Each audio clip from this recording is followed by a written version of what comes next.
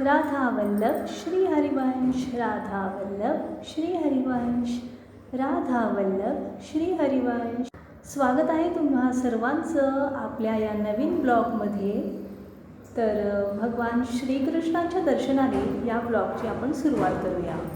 नमस्कार सर्वांना, श्री स्वामी समर्थ. तर आजच्या या आपल्या ब्लॉगचा म्हणजेच व्हिडिओचा विषय आहे तो म्हणजे पुरुषोत्तम मास. पुरुषोत्तम मास म्हणजेच अधिक महिना. आता लवकरच अधिक महिना सुरू होणार आहे. अधिक महिन्याची सुरुवात होत आहे 17 मेपासून, म्हणजे 17 मे 2026 पासून ते 15 जून 2026पर्यंत हा अधिक मास आपण पाळणार आहोत. तर या अधिक मासात काय करायचं असतं, तर हा अधिक मास म्हणजेच त्याला मलमास असंही म्हटलं जायचं पहिल्यांदा, पण भगवान कृष्णांच्या कृपेने या मलमासाला एक चांगला आशीर्वाद मिळाला. तो म्हणजे भगवान श्रीकृष्णांनी या महिन्याचा स्वीकार केला आणि त्यांना आशीर्वाद दिला की जे कोणी या महिन्यामध्ये नामजाप करतील त्यांच्यावरती सतत माझी कृपा होईल. हा असा आशीर्वाद भगवान श्रीकृष्णांनी या पुरुषोत्तम महिन्याला दिलेला आणि स्वतःचं नाव म्हणजेच पुरुषोत्तम श्रीकृष्णांचं नाव त्यांनी या महिन्याला दिलं. म्हणून या महिन्याला अधिक मासाला आपण पुरुषोत्तम महिना असं सुद्धा म्हणतो. तर या महिन्यामध्ये करायचं तरी काय, कारण या महिन्यामध्ये असं म्हटलं जातं की काही चांगले जी कार्य असतात ती करायची नसतात. म्हणजेच काय, तर लग्न, मुंज, गृहप्रवेश, साखरपुडा अशा गोष्टी ज्या असतात ना त्या करणं टाळायचं असतं. एखादा बिझनेस तुम्ही स्टार्ट करणार असाल किंवा नवीन ठिकाणी जर तुम्ही कुठली योजना तुमच्या मनात असेल की ही नवीन सुरुवात करायची आहे, तर त्या गोष्टी या महिन्यामध्ये करायच्या नसतात. तर मग या महिन्यात करायचं तरी काय, हा 13वा महिना म्हणून पाळला जातो. तर या महिन्यामध्ये नामजाप यालाच खूप सारं महत्त्व आहे. आणि नामजाप म्हणजेच ईश्वराचं जेवढं तुम्ही नाम घ्याल, जेवढा तुम्ही जाप कराल त्याचं फळ तुम्हाला 100 पटीने जास्त मिळतं. म्हणूनच या महिन्याला पुरुषोत्तम मास असं म्हटलं जातं, कारण या महिन्यावरती भगवान श्रीकृष्णांची अपार कृपा आहे.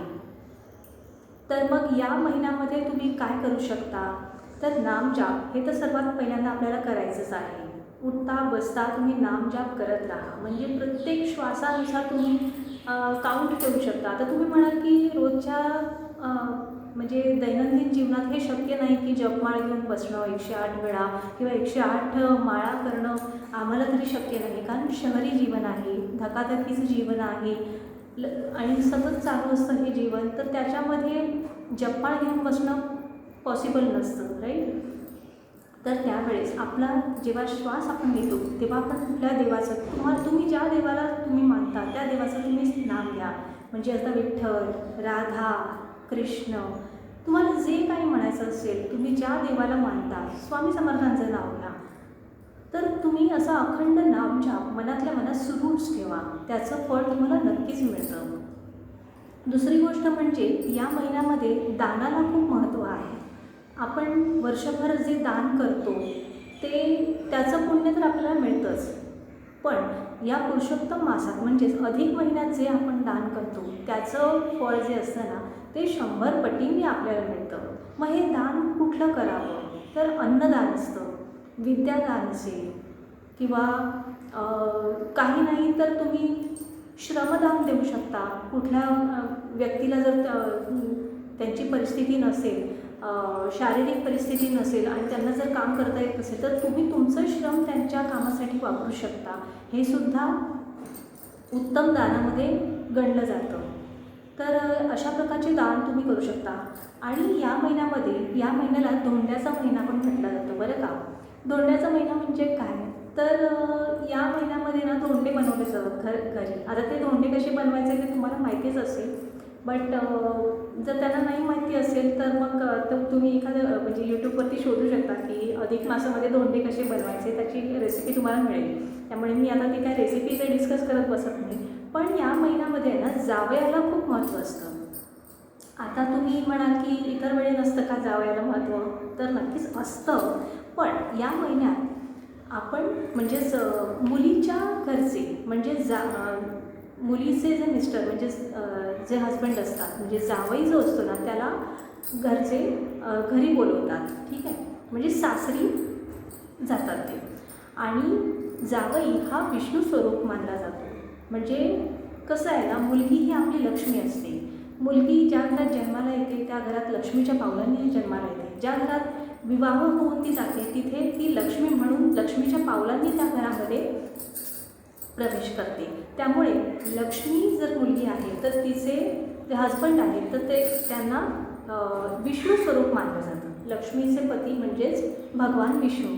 तर या भगवान विष्णूंना मान देण्याचा हा पुरुषोत्तम महिन्यामध्ये जो आहे तो रिवाज आहे.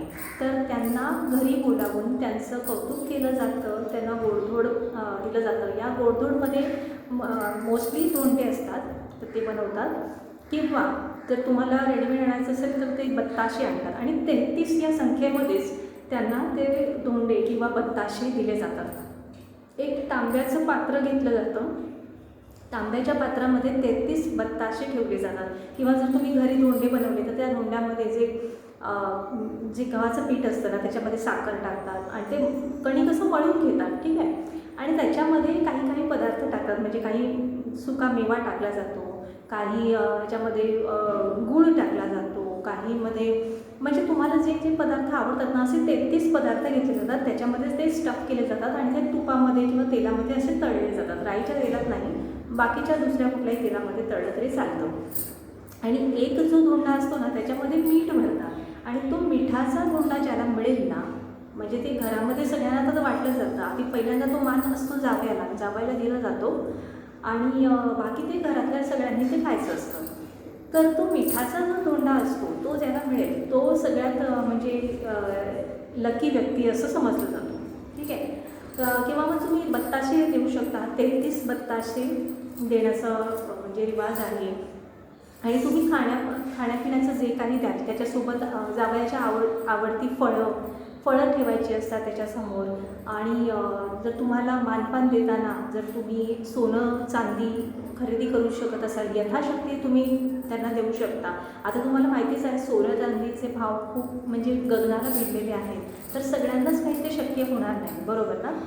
तर यावेळेस तुम्ही काही दुसऱ्या वस्तू पण देऊ शकता, जसं की तांब्याच्या वस्तू पण देऊ शकता. पण त्याच्यात जे देणं जरुरी आहे एक गोष्ट, बाकीच्या कुठल्याही गोष्टी तुम्ही ॲडजस्ट करू शकता. पण एक गोष्ट जी असते ती तुम्हाला द्यायची आहे ती म्हणजे निरांजन. निरांजन जे असतं ना ते द्यायचंच आहे. मग ते स्टीलचं असू दे, तांब्याचं असू दे, पितळेचं असू दे किंवा कुठलंही असू दे, पण ते निरांजन देणं महत्त्वाचं असतं. कारण त्याची जी ज्योत असते ती मुलीच्या घरी म्हणजेच तिच्या सासरी जाणार असते आणि ती म्हणजे म्हणतात ना एक वंशाचा दिवा ती घेऊन जाते. त्यामुळे त्यांचा तिथे वंश वाढला जातो असं त्याच्यामध्ये आहे शास्त्र. तर ते तुम्ही निरांजन तिच्यासोबत नक्कीच द्या. म्हणजे जावयाला द्या, दोघांनाही द्या. लक्ष्मीनारायणाचा जोडा म्हणून आपण मुलीकडे आणि जावयाकडे पाहतो. तर त्यांना नक्कीच बोलवा जावयांना घरी शक्य असेल तर. आणि गावाकडे तर अशी पद्धत आहे. आजकाल कसे लोक यायला मागत नाहीत. जावई पण खूप समजूतदार झालेले आहेत. ते म्हणतात की नाही असं काही नाही, आम्ही मानत नाही. किंवा काही कारणाने त्यांना सुट्टी मिळत नाही किंवा त्यांना काही गोष्टी पटत नाहीत, खूप ॲडव्हान्स लेवलचे झालेले आहेत. तर या आधीच्या गोष्टी काही लोक मानत नाहीत. मग अशा वेळेस गावच्या साईडला अशी पद्धत आहे की ते आधी बघा आधी गाढव प्रत्येक गावात असायचे. मग त्या गाढवाच्या समोर लोक ते धोंडे ठेवायचे. म्हणजे आता आमचा जावई तर येत नाही, मग आमचं जावई गाढव आहे असं समजून ते त्या गाढवाच्या समोर ठेवायचे. आता यावेळी तर आज तुमच्याकडे तर कोणी गाढव अवेलेबल नसेल म्हणा, मग ते जावयाचं गाढवपणा ते लोकांच्या समोर नसतं. मग ते आजकाल ते फोटो ठेवतात गाढवाचा आणि त्याच्यासमोर ते धोंडे ठेवतात. म्हणजे आमचा जावई गाढव तो आलाच नाही आमचं मानपान घ्यायला, असं ते म्हणजे मस्करीचा हा प्रकार आहे. तर असं आहे. आणि भगवान विष्णूंची आराधना तुम्ही नक्कीच करा. नामजाप तर आहेच. शिवाय तुम्ही आता म्हणाल की चांगल्या गोष्टी तर काही करायच्या नसतात. म्हणजे लग्न आहे, साखरपुडा आहे किंवा प्रवेश आहे किंवा कुठल्याही चांगल्या गोष्टी किंवा नवीन बिझनेस आहे तर ते तुम्ही नाही करू शकत. मग करायचं काय? तुम्ही मंदिरात जाऊ शकता, तुम्ही उपवास करू शकता, मांसाहार शक्यतो टाळा. जर पॉसिबल नसेल तर ठीक आहे, पण शक्य जर असेल तर मांसाहार टाळा या महिन्यामध्ये. आणि दान करा. काही पैसे असतील किंवा अन्नदान असेल, श्रमदान असेल, विद्यादान असेल. आता भूमिदान पण असतं. आता तुम्ही म्हणाल भूमिदान, आता आम्ही स्वतः रेंटवरती राहतो, आम्ही कशी भूमी म्हणजे काय घर असं कसं काय करायचं. मग तुम्ही एका कुंडीमध्ये ना थोडी माती भरायची. ठीक आहे, कुंडीमध्ये माती भरली, त्याच्यामध्ये एखादं तुळशीचं रोप वगैरे लावलं की ती जी कुंडी आहे ती खाली ठेवा तुमच्या सोसायटीमध्ये किंवा घराच्या आजूबाजूला. ते म्हणजे काय असतं, ते भूमी चालेल. माती म्हणजे काय झाली, भूमी झाली. मग ती कुंडी तुम्ही एखाद्या गार्डनमध्ये ठेवून द्या, त्याला रोज जाऊन पाणी घाला. हे पण भूमिदानमध्येच गणलं जातं. आता आत्ताच्या जमान्यामध्ये एवढी भूमी आपण दान करूच शकतो. ठीक आहे. आणि या महिन्यामध्ये तुळशीला प्रदक्षिणा घालण्याला खूप महत्त्वाचं आहे.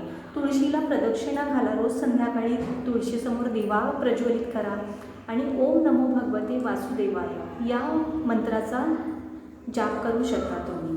त्यामुळे तुळशीचं महत्त्व खूप आहे या महिन्यामध्ये. आणि या गोष्टी तुम्ही करायच्याच आहेत. प्लस तुम्ही जर तुम्हाला पॉसिबल असेल तर तुम्ही सोनं चांदी पण देऊ शकता. पण जर पॉसिबल नसेल तर जावयाला तुम्ही लक्ष्मीची पावलं देऊ शकता. मग ती तांब्याची पण येतात. आता ते पेपरचे ते स्टिकर वगैरे देऊ नका, म्हणजे तेवढं तरी करू नका. पण तांब्याची असतात किंवा चांदीची तर जमतीलच. छोटीशी का असेल ना ते देऊ शकता तुम्ही. पण म्हणाल तुम्ही आता आम्ही तर उंबरठ्यावरती ते स्टिकर लावतो, तसं करू नका प्लीज. हां. आणि तर तांब्याची जी सोन्याची म्हणजे हे लक्ष्मीची पावलं असतात ती देऊ शकता. अन्नपूर्णेची मूर्ती असते, बाळकृष्ण देऊ शकता. तुम्हाला जे यथाशक्ती जे आवडते तसं, म्हणजे ते मेटलचं असलं तरी चालेल. ठीक आहे, मग ते तुम्ही देऊ शकता त्याच्यामध्ये. आणि चांदीचा एक छोटासा ग्लास दिला तरी चालेल किंवा कुठल्याही धातूचा, मग अगदी स्टीलचा ग्लास असेल तरी चालेल. पण निरांजन महत्त्वाचं आहे. निरंजन तुम्ही दिलं ना, मग ते स्टीलचं असलं तरी चालेल, पण ते काहीतरी वाण दिलं गेलं पाहिजे जावयाला. ठीक आहे, आपल्याकडून. मग तुम्ही साडी घेऊ शकता, ड्रेस घालत असेल ड्रेस द्या त्यांना. काही टॉवेल असतो, टोपी असते, ते देऊ शकता. तेवढं तरी आपण हे करू शकतो, ॲडजस्ट करू शकतो. आणि यथाशक्ती तुमच्यानुसार तुम्ही त्यांचा मानपान करू शकता. तर ही झाली माहिती आपल्या अधिक मासाची. तर कशी वाटली माहिती ते नक्कीच सांगा. आणि भेटूया आपण पुढच्या ब्लॉगमध्ये. अशीच माहिती मी आणत जाईन ब्लॉगमध्ये. कसे वाटतात आपले ब्लॉग्स, शॉर्ट व्हिडिओज बघत जा माझे, लाईव्हवरती येत जा. आणि पुढच्या ब्लॉगमध्ये भेटूया बरं का. ठीक आहे, तोपर्यंत सगळ्यांना श्री स्वामी समर्थ. जय श्री महाकाल.